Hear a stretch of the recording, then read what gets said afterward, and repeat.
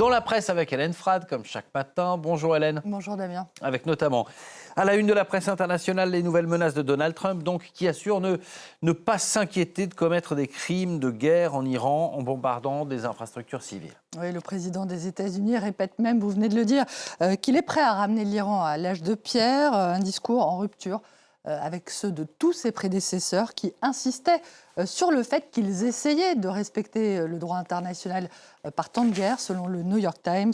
D'après The Guardian, le quotidien britannique, qui évoque une question urgente pour la chaîne de commandement américaine.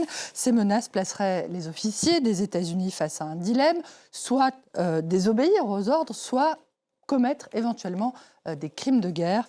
Pour le Wall Street Journal, qui considère qu'une escalade de ce conflit ne devrait pas punir davantage le peuple que le régime iranien, la solution évidente, je cite, consisterait à faire une distinction entre les différents types d'infrastructures en fonction de leur utilité militaire.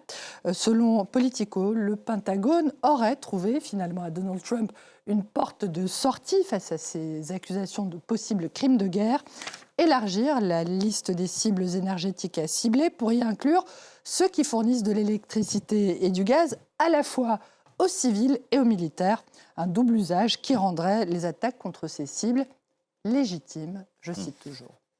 La guerre contre l'Iran et le blocage du détroit d'Ormuz qui nourrissent l'intérêt pour le Somaliland. Oui, le monde revient sur la discrète implantation d'une base militaire construite par les Émirats arabes unis pour les États-Unis et Israël. L'État hébreu qui est, on le rappelle, le seul pays à avoir reconnu en décembre dernier l'indépendance du Somaliland, ce territoire sécessionniste de Somalie.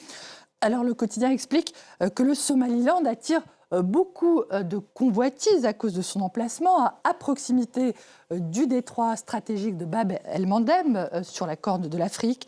Et selon une source sécuritaire citée par le quotidien, l'armée israélienne chercherait à se servir de cette base comme d'un outil de projection vers le Yémen pour combattre évidemment les Houthis, tandis que l'armée américaine y verrait une solution de substitution à sa base voisine de Djibouti, qui est jugée désormais trop proche de celle qu'ont construite les Chinois en 2017, à la première base militaire chinoise à l'étranger, d'autant que Djibouti n'autorise pas les Américains à lancer des attaques vers le Yémen depuis son sol, par crainte donc de représailles de la part des Houthis, une condition sur laquelle pourrait en revanche transiger le Somaliland, prêt à tous les compromis, en échange d'une reconnaissance évidemment diplomatique de Washington. Les États-Unis de Donald Trump, Hélène, qui tente d'éviter au Premier ministre hongrois Viktor Orban une défaite aux législatives. Ce sera dimanche prochain en Hongrie. HPG présente cette visite aujourd'hui à Budapest du vice-président J.D. Vance comme une ultime tentative pour sauver Orban, qui aurait aimé recevoir la visite de Trump himself, selon le site hongrois. Mais celui-ci indique que le patron de la Maison-Blanche, évidemment, est très occupé par le dossier iranien et qu'il s'engage rarement, par ailleurs, en faveur d'un candidat ayant peu de chances de l'emporter.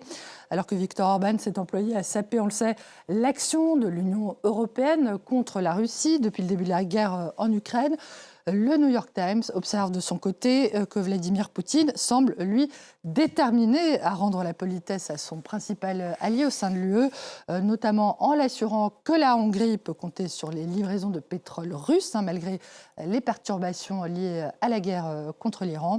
Orban, l'ami de Poutine et de Trump, qui aurait aussi longtemps bénéficié des erreurs de jugement et de la complaisance des autres dirigeants européens, selon le Financial Times, qui estime que les dirigeants d'Europe occidentale ont notamment totalement sous-estimé l'impact de la crise des réfugiés sur les sociétés post-communistes, non préparées à cette vague d'immigration multiethnique, leur intransigeance contribuant, selon le quotidien britannique, à la fois à la victoire des nationalistes du PiS en Pologne, mais aussi à renforcer Orban comme chef de file du camp illibéral en Europe. Voilà, il était question en filigrane de la guerre en Ukraine et des conflits au divorce. Au Japon, l'augmentation des séparations chez les seniors provoque bien l'essor d'une série de cérémonies d'un genre particulier. Oui, France Info rapporte que des entreprises proposent désormais, Damien, de célébrer ces divorces par des célébrations, des fêtes, mais aussi des petites bagues de divorce pour symboliser aussi un nouveau départ.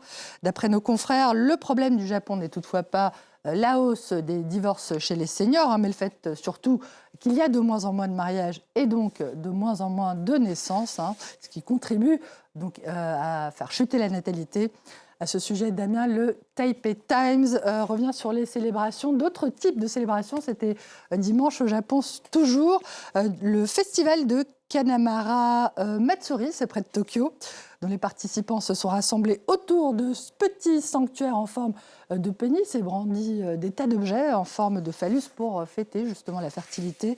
Le quotidien thaïlandais raconte d'ailleurs qu'il s'agit d'honorer chaque année un forgeron légendaire de la mythologie chinoise qui aurait fabriqué un godemiché de fer pour briser les dents acérées d'un démon qui habitait le vagin d'une femme et mutilait les jeunes gens le soir de leur nuit de noces. Absolument terrifiant. Waouh. De l'amour à l'amitié.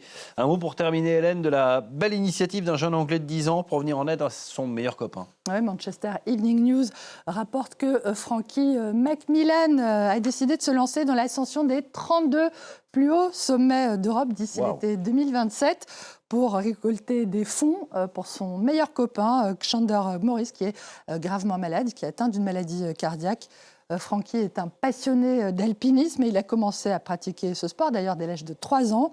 Il s'était déjà lancé le défi d'escalader les 10 plus hauts sommets des Balkans pendant les vacances scolaires.